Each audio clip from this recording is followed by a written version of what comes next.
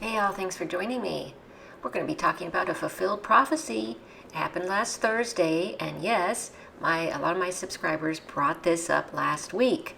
I'm going to share with you, though, a lot of information on this, important information about the E65 completion, okay?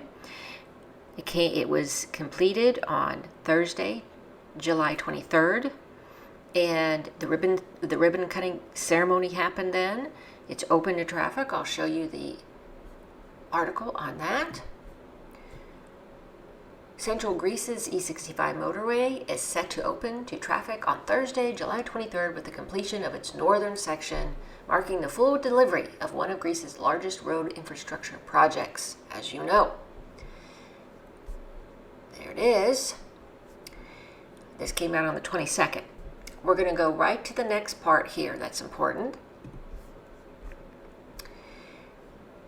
The Prime Minister, Mitsotakis, showed up to inaugurate the E65 motorway in its accelerating Greece's infrastructure push. Yes, he was emphasizing that they get things done because it was an 18-year process. And that the last 46 kilometers are done. And so now this section runs from the Kalambaka interchange to the Ignatius Oris interchange at Kipuri in Grevena. And you'll notice here, this is the really important part. They call it the backbone, like the spine of Greece, as I had said, because it goes right straight down the middle of Greece and the mainland. So let me get into what he said, what they say here in the first portion, because this is going to be vital for the point I'm making. Prime Minister Kyriakos Mitsotakis is traveling to Grevena today, following a regular meeting of the Government Council of Foreign Affairs and Defense. All right, remember that. He flew right from that meeting. And then at 7 p.m. he did the inauguration ceremony. Okay. At 7 p.m. the inauguration, that's when it happens. But he was there for that. And like I said, he was explaining, yes, we get things done. And, we finish what we said, we are doing it, blah, blah, blah. The usual. Trying to say he got something done as a prime minister. So he, obviously he's taking credit for that. Okay, now I'm going to go into Father Panagiotis' prophecy on this because it's very important what he says here, and I'm going to show you a map on this. In this portion right here, it says that in 2011, Father Panagiotis Siolis, I guess, was traveling with one of his godchildren, George Bazikas, along with the treacherous Lamia Domokos road, widely regarded as one of the most dangerous routes in Greece due to its frequent and often fatal traffic accidents. Okay, this is a major point. Why they did the new road. Okay, so let's go into this map for a minute here. And I'm going to show you, here's the E65. And here's this mountain range here that they're talking about that's treacherous because it's between Lamia and Domokos. Okay, that area there in this mountain range was treacherous.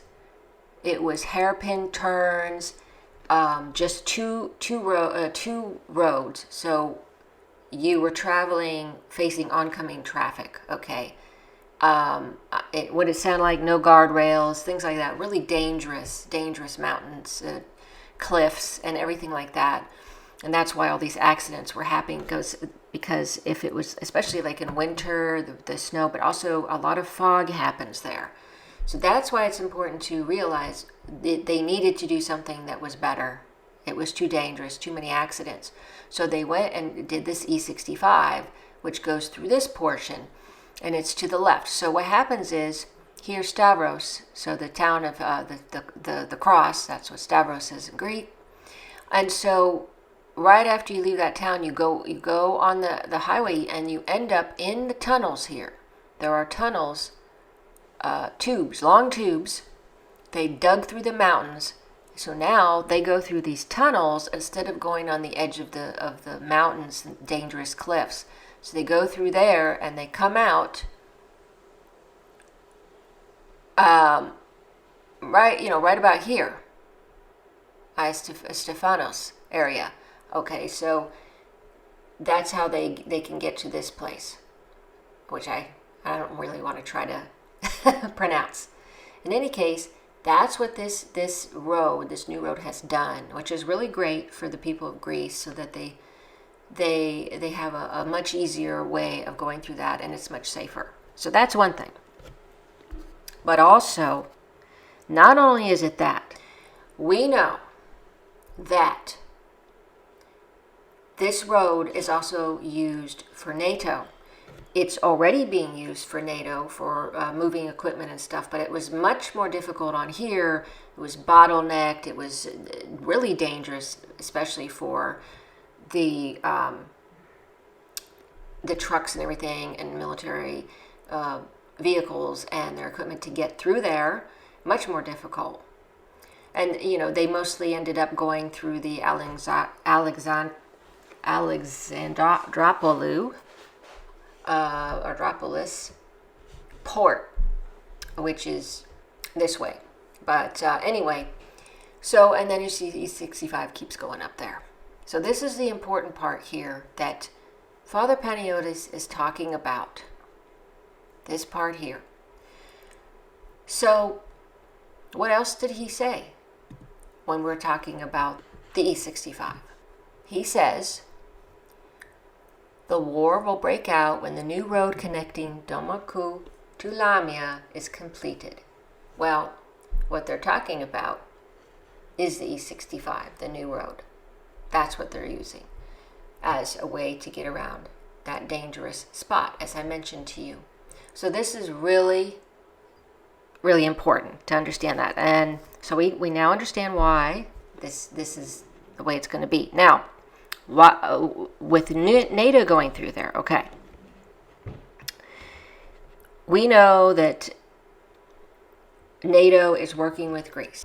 We know that. We know that NATO has been trying to supposedly help Greece. Okay, support them as they can. And we have now that new NATO command center that's happening right next to the Bosphorus. Okay, I did a video on that as well. But Greece is now, their road is an asset to NATO.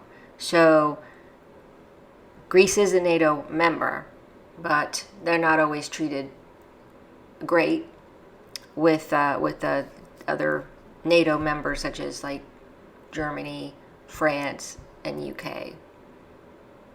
They kind of get like the same thing with Spain and Italy and Greece. They're just kind of like not really thought of. But they have now this asset that Greece has, as well as their port. So Greece is, offering and basically giving them this opportunity to do these things. So I'm thinking Greece is thinking, the Greek officials, well, this is great. Now NATO can come through with their trucks and their equipment, and they can protect us if Turkey tries to attack us. And Mitsotakis is kind of saying this recently, that, there's still threats going on from Turkey. He's been saying that. So here he's bringing this up, and then, okay, now we have NATO can go through, and they're more than happy to have that because they think NATO is going to support them and protect them. And we all know what happens in this instance, because NATO is going to use that new E65 road through those mountains, and realize that when they go through those mountains, through those tunnels, they're in a protected spot. So if they were already warring, like let's say with Russia, and Russia wanted to strike them, even in Greece, they are hiding in those mountain tunnels. You can't see them, you don't know where they are, so that's kind of a protection, right? Well, still, their aim is to go, NATO is going to go, use that road that intersects with the Ignatius Otis, is going to go in direction of the Balkans. Basically, Macedonia, Bulgaria, Romania, that way, so they can ultimately end up by the Black Sea. So, NATO's thrilled, I'm sure, over this road being done. With that confidence that now that NATO has their back, so to speak, the Greeks, they have more confidence now after 30 years of waiting for the nautical miles and the road to be finished. They waited 18 years for that.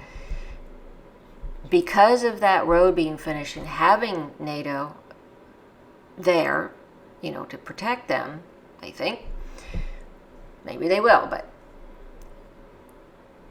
they have the confidence now to start implementing the 12 nautical mile expansion of their territorial waters. It's their right to do that because the UN gave it to them a long time ago. I think it was in 1992.